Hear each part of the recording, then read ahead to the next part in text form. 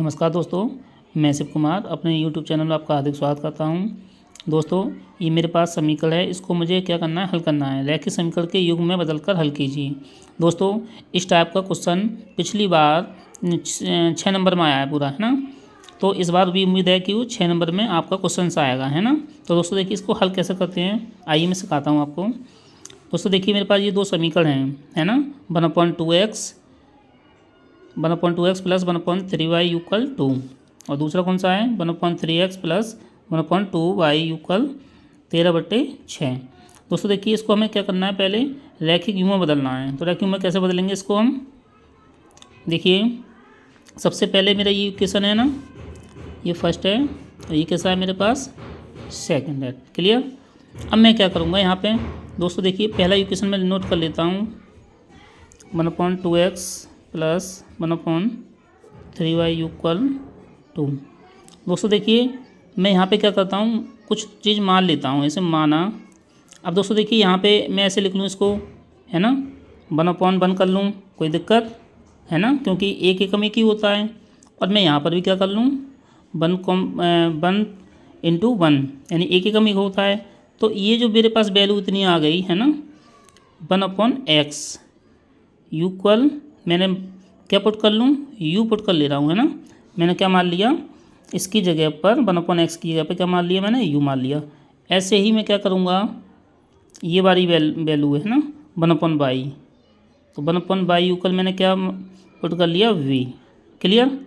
अब देखिए दोनों कंडीशन में मेरे पास में जो x है, देखो 1/x यहाँ पर भी है, 1/x यहाँ पर भी है। तो मैं यहाँ पर भी क्या करूँगा, u पुट करूँगा। तो पहली समीकरण में जब मैं पहली समीकरण में u पुट करूँगा तो मेरे पास क्या इक्वेशन बनेगी, तो देखिए u/2। क्यों बटे 2 क्यों रहा आपका, क्योंकि 2 कैसे हैं आपके, अपॉन में ही है ना, हर में, प्लस ऐसे ही आपका v/3 इक्वल 2। अब मुझे क्या करना है, इसको थोड़ा सा और सॉल्व करना है। तो मैं क्या करूँगा, इसमें क्रॉस मल्टीप्लाई, है ना, इसका इसमें कर दूंगा तो कितना हो जाएगा 3x, इसका इसमें कर दूँगा कितना हो जाएगा 2b, अपॉन इसका इसमें हो जाता है कितना हो गया 6 इक्वल 2।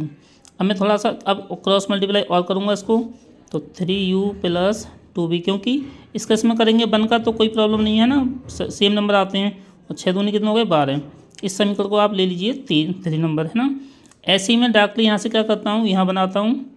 देखिए 3u हो जाएगा आपका, और कितना हो जाएगा, सॉरी 3u नहीं, यहाँ पे आपका हो जाएगा ये u/3 plus v/2 equal 13/6। Clear. अब वही करिए, इसमें क्रॉस मल्टीप्लाई इसमें करेंगे तो 2u, इसमें करेंगे कितना हो गया 3v/3 दूनी 6 और 13/6। अब देखिए, अगर ये समान नंबर होते हैं हमारे बराबर में, हर है ना, या अंश बराबर में अगर समान होते हैं तो कट जाते हैं ना, तो ये 6 कट हो गई। अब बचा क्या आपके पास में 2u प्लस 3v इक्वल 13। ये समीकरण नंबर हो गया आपका चौथा, है ना। अब समीकरण 3/4 को हल करेंगे हम, है ना, हल करने पर। अब दोस्तों देखिए कैसे करेंगे, 3u प्लस 2v इक्वल 12 और 2b प्लस 3b इक्वल 13।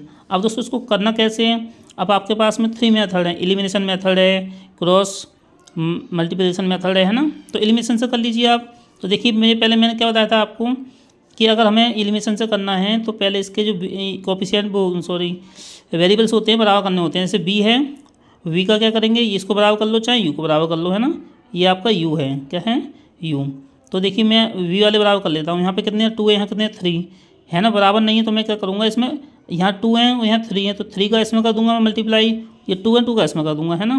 कितने हो जाएंगे 3 3 जा 3 3 9 और ये 3 दूनी 6v इक्वल 12 36। ऐसे इसका 2 में 2 दूनी 4u प्लस 3 दूनी 6v इक्वल 13 दूनी 26। अब इसको मैं क्या करूँगा, घटाने पर, किस में करूँगा, घटाने पर। घटाने में क्यों करूँगा, क्योंकि ये दोनों चिन्ह हमारे समान हैं ना, ये समान होते हैं तो ये माइनस हो जाता है, ये प्लस है तो माइनस, नीचे वाले चिन्ह देखो बस, है ना, ये प्लस है तो माइनस, यहाँ प्लस होता है, कुछ नहीं होता प्लस होता है ना, तो यहाँ पर भी क्या होगा माइनस। अब ये प्लस माइनस कैंसिल आउट।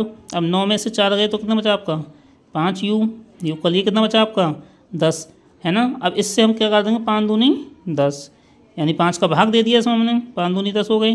तो मेरा आंसर कितना आ गया, u इक्वल 2 आ गया।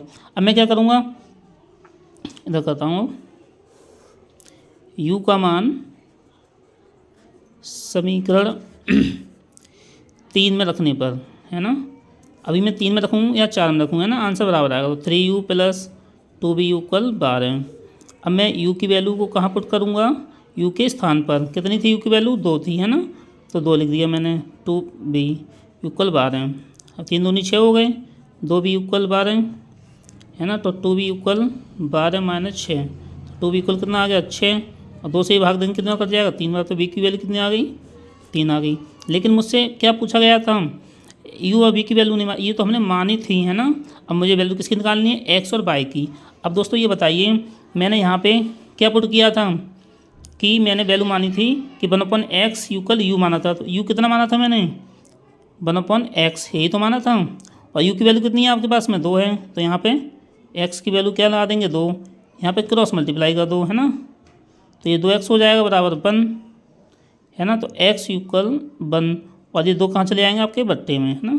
तो ये आपकी u की वैल्यू आ गई। ऐसे ही मैं b की लगाता हूँ, है ना, b मैंने क्या माना था, y, ठीक है, और यहाँ क्रॉस मल्टीप्लाई कर दीजिए। तो y इक्वल कितना हो गया, 1, यानी इसका इसमें 3y और 1 कम 1, तो y इक्वल 1, और जे 3 कहाँ पहुँच जाते हैं आपके बट्टे में, है ना।